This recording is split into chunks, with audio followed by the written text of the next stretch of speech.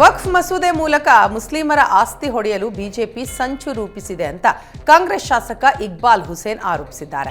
ರಾಮನಗರದಲ್ಲಿ ಮಾತನಾಡಿದ ಇಕ್ಬಾಲ್ ಹುಸೇನ್, ನಮ್ಮ ಸಮುದಾಯದ ಅಭಿವೃದ್ಧಿಗೆ ಹಿರಿಯರು ಜಾಗವನ್ನ ದಾನ ಮಾಡಿದ್ದಾರೆ.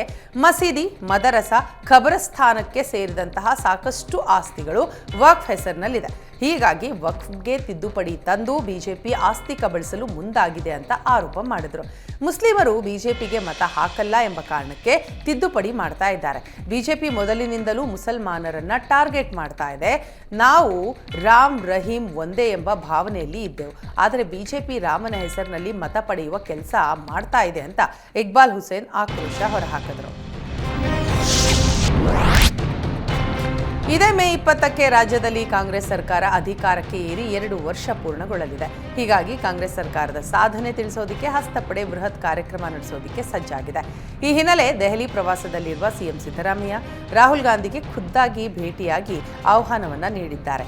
ಸಿಎಂ ಆಹ್ವಾನಕ್ಕೆ ರಾಹುಲ್ ಗಾಂಧಿ ಸಕಾರಾತ್ಮಕವಾಗಿ ಸ್ಪಂದಿಸಿದ್ದು, ಸರ್ಕಾರದ 2ನೇ ವರ್ಷದ ಸಂಭ್ರಮಾಚರಣೆಯಲ್ಲಿ ಭಾಗವಹಿಸುವ ಸಾಧ್ಯತೆ ಇದೆ.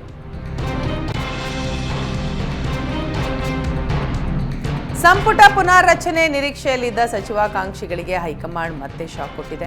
ಮೇವರೆಗೂ ಸಂಪುಟ ಪುನಾರಚನೆ ಮಾಡದಿರಲು ವರಿಷ್ಠರು ನಿರ್ಧರಿಸಿದ್ದಾರೆ. ಇನ್ನು ವಾಲ್ಮೀಕಿ ನಿಗಮ ಹಗರಣ ಸಂಬಂಧ ರಾಜೀನಾಮೆ ನೀಡಿದ್ದ ನಾಗೇಂದ್ರಗೆ ಮಂತ್ರಿಗಿರಿ ಕೊಡಲು ಸಿಎಂ ಒಲವು ವ್ಯಕ್ತಪಡಿಸಿದರು.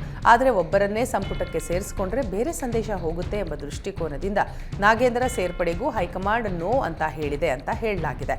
ಸರ್ಕಾರಕ್ಕೆ 2 ವರ್ಷ ಪೂರ್ಣಗೊಂಡ ಬಳಿಕವೇ ಸಂಪುಟಕ್ಕೆ ಸರ್ಜರಿ ಮಾಡಲು ಹೈಕಮಾಂಡ್ ಪ್ಲಾನ್ ಮಾಡಿದೆಯಂತೆ.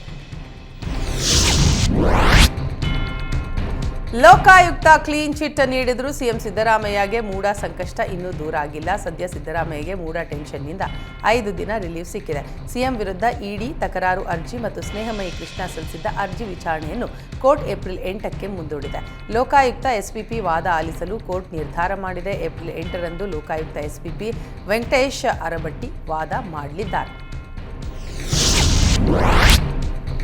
ಅತ್ಯಾಚಾರ ಕೇಸ್ನಲ್ಲಿ ಜೈಲು ಸೇರಿರುವ ಮಾಜಿ ಸಂಸದ ಪ್ರಜ್ವಲ್ ರೇವಣ್ಣಗೆ ಜನಪ್ರತಿನಿಧಿಗಳ ಕೋರ್ಟ್ ಬಿಗ್ ಶಾಕ್ ಕೊಟ್ಟಿದೆ. ಅತ್ಯಾಚಾರ ಪ್ರಕರಣದಿಂದ ತನ್ನನ್ನು ಕೈಬಿಡುವಂತೆ ಸಲ್ಲಿಸಿದ್ದ ಅರ್ಜಿಯನ್ನು ವಜಾಗೊಳಿಸಿ ನ್ಯಾಯಾಲಯ ಆದೇಶ ಹೊರಡಿಸಿದೆ. ಕೆಆರ್ ನಗರ ಮಹಿಳೆ ಅತ್ಯಾಚಾರ ಪ್ರಕರಣದಲ್ಲಿ ತನ್ನ ಪಾತ್ರ ಇಲ್ಲ, ಆದ್ದರಿಂದ ಪ್ರಕರಣದಿಂದ ತನ್ನನ್ನು ಕೈಬಿಡುವಂತೆ ಪ್ರಜ್ವಲ್ ರೇವಣ್ಣ ಪರ ವಕೀಲರು ಅರ್ಜಿ ಸಲ್ಲಿಸಿದರು.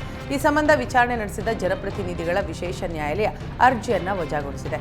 ವಿಚಾರಣೆ ವೇಳೆ ಪ್ರಜ್ವಲ್ ರೇವಣ್ಣ ಮೇಲಿರುವ ಆರೋಪಗಳನ್ನು ಜಡ್ಜ್ ಓದಿದ್ದು, ಈ ಸಂದರ್ಭದಲ್ಲಿ ತಲೆ ಅಲ್ಲಾಡಿಸುತ್ತಾ ಆರೋಪ ಅಲ್ಲಗಳೆದ ಪ್ರಜ್ವಲ್ ಬಳಿಕ ಕಣ್ಣೀರಿಟ್ಟಿದ್ದಾರೆ. ಪ್ರಜ್ವಲ್ ರೇವಣ್ಣ ವಿರುದ್ಧ ಜಾರ್ಜ್ ಫ್ರೇಮ್ ಮಾಡಿದಂತಹ ಕೋರ್ಟ್ ಟ್ರಯಲ್ ಪ್ರಾರಂಭಿಸಲು ಸಮಯ ನಿಗದಿಪಡಿಸಿದೆ. ಅದರಂತೆ ಏಪ್ರಿಲ್ 9ರಿಂದ ದೋಷಾರೋಪ ಪಟ್ಟಿಯ ಮೇಲೆ ವಿಚಾರಣೆ ಆರಂಭ ಆಗಲಿದೆ.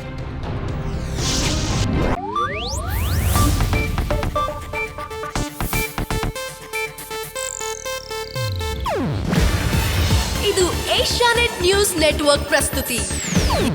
ನೀವು ನೋಡ್ತಿದ್ದೀರಾ ಏಷ್ಯಾನೆಟ್ ಸುವರ್ಣ ನ್ಯೂಸ್.